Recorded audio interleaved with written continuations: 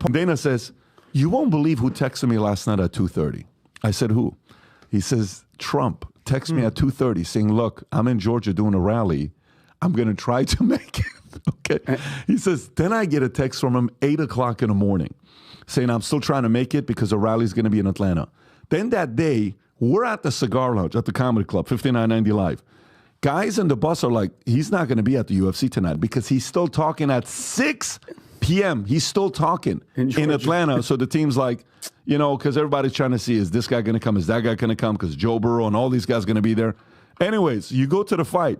Next thing you know, 10 o'clock, all of a sudden, the place goes wild. 10:30, something like that. And you look up, yep, it's him. All the phones are on with the lights.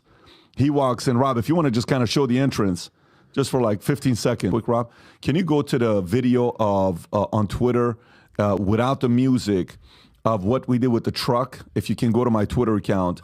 And we got this flag, guys. I had this idea. I saw this guy with this truck with a 30-foot flag on his car. I said, we have to get this flag. Anyways, our camp reaches out to him. This guy was nice enough to say, don't worry about getting a flag. How about take my flag? Wow. Anyways, we work it out. This is Vinny, right? So we show up. Look at that. How did you hire this male model? Dude, show up? that guy is hot. Look at this hot male model. By the way, I almost fall right here. You're truck surfing. Look at this. So, first of all, this isn't Fort Lauderdale. This is not at the fight. But look at the size of the flag if that doesn't and the truck, right? And Vinny's on top of it. Anyways, we're at the UFC with Chris Cuomo and all these guys, Tikran. We're in the back of the guys. We got to get this thing lined up. Sam's in the car.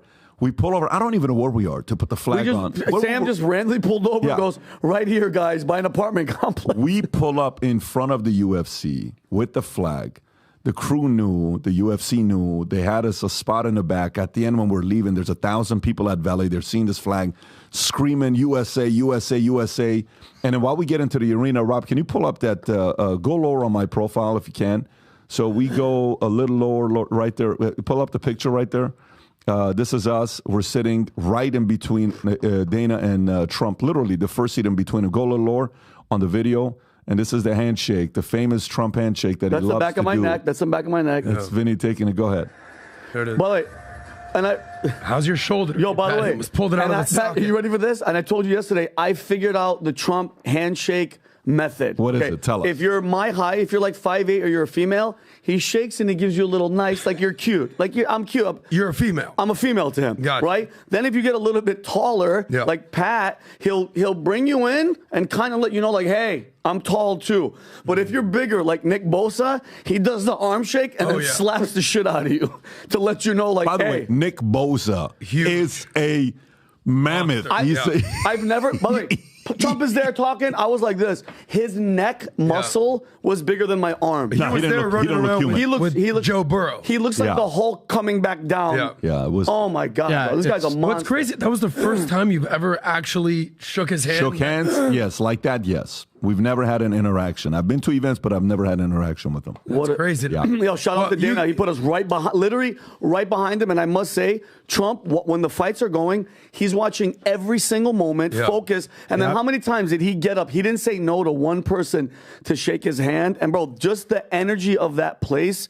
He's the truth. Well, bro. he looked at Cuomo and I were just a few feet over. He gave us one of these. Oh, over really? Here. He get that's at least respect. At least. You know, he loves it's on, baby. It's on, and the right people are finding each other, and this election's about to get real. It is important for America. It's important for capitalism, and it's about to get real. And take a look at the energy at the UFC, and look at the energy in those videos, Pat, from Georgia, and then take a look at the Biden pep rally in the small high school gymnasium in Georgia, and tell me you don't have a flashback to 2016 when Hillary was doing picnic rallies in backyards. Let me say one thing about this, and then I want to go into the story that he has with TikTok and why he doesn't think we should, ban TikTok.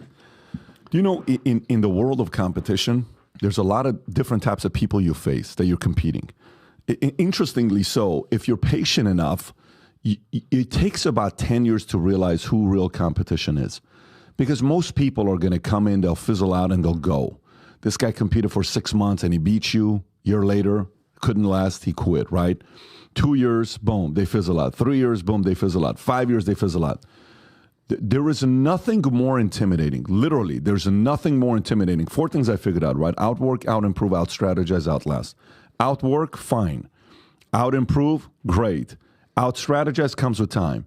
Outlast, nothing is more intimidating where you put the fear of death in your competition if you can outlast them. Nothing.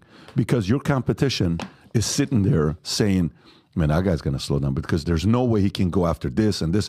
And no one's, by the way, if anybody said, well, he's not going to make it because he's giving a talk in Atlanta, nobody would have said anything. Nobody would have said anything. They're like, yeah, of course, he's giving a talk in Atlanta. Tired.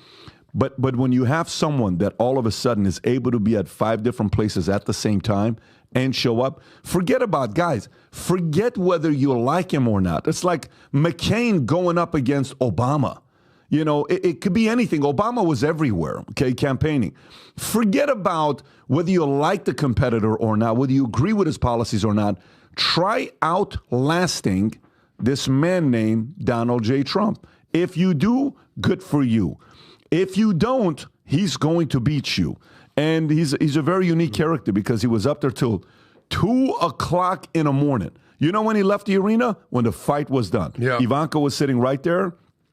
Kushner was right there. Their son was there for, Ivanka told me it was their son's first fight ever. First fight. Yeah. And it was interesting, that whole dynamic. Rogan, Cyr Cormier, John, but very, very unique experience. It was great. But if you've never been to a UFC, we're planning on taking next year. I wouldn't be surprised if we took 100 people to